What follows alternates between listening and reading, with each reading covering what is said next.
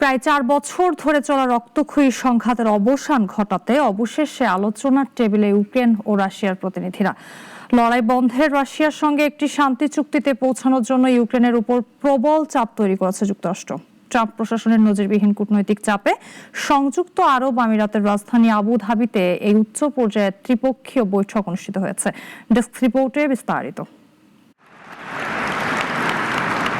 Russia ও ইউক্রেনের আলোচকরা গুরুত্বপূর্ণ আঞ্চলিক সমস্যা সমাধানের লক্ষ্যে স্থানীয় সময় শুক্রবার আবুধাবিতে আলোচনায় সমঝোতার কোনো লক্ষণ দেখা যায়নি। সংযুক্ত আরব আমিরাতের রাজধানীতে শুরু হয় 2 দিনব্যাপী কূটনৈতিক আলোচনা। এই আলোচনার প্রধান অন্তরা হিসেবে দেখা দিয়েছে অধিকৃত ভূখণ্ডের মালিকানা ও নিরাপত্তা নিশ্চয়তার প্রশ্নটি।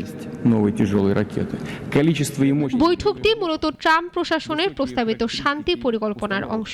আলোচনার পথ সুগম করতে গত কয়েকদিন ধরে চলছে ব্যাপক দৌড়ঝাঁপ। একদিকে দাভোসে ট্রাম্পের সঙ্গে জেলেনস্কির 1 ঘন্টার রুদ্ধদ্বার বৈঠক, অন্যদিকে মস্কোতে পুতিনের সঙ্গে মার্কিন বিশেষ দূত স্টিভ উইটকফের 4 ঘণ্টাব্যাপী আলোচনা। এই দুয়ের সমন্বয়ে আবুধাবিতে সরাসরি সংলাপ সম্ভব হয়েছে। বৈঠকের প্রথম দিনে প্রধান সংকট হয়ে দাঁড়ায় ভূখণ্ডগত বিরোধ। ক্রেমলিনের পক্ষ থেকে অত্যন্ত কড়া শর্ত জুড়ে দেওয়া হয়েছে।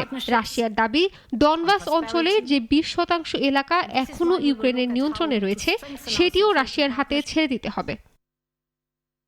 অন্যদিকে ইউক্রেন এই দাবিকে সরাসরি অগ্রহণযোগ্য বলে প্রত্যাখ্যান করেছে। কিয়েভের অবস্থান হলো, কোনো অবস্থাতেই নিজেদের সার্বভৌম মাটি রাশিয়ার হাতে তুলে দেওয়া হবে না, বরং ইউক্রেন গুরুত্ব দিচ্ছে নিরাপত্তা নিশ্চয়তার উপর। বিশ্বের নজর এখন আবুধাবির দিকে। এই আলোচনা কি 4 বছরের যুদ্ধের অবসান ঘটাবে, নাকি ভূখণ্ড নিয়ে অনড় অবস্থান নতুন করে অচলাবস্থার জন্ম দিবে, তা হয়তো স্পষ্ট হবে আজ।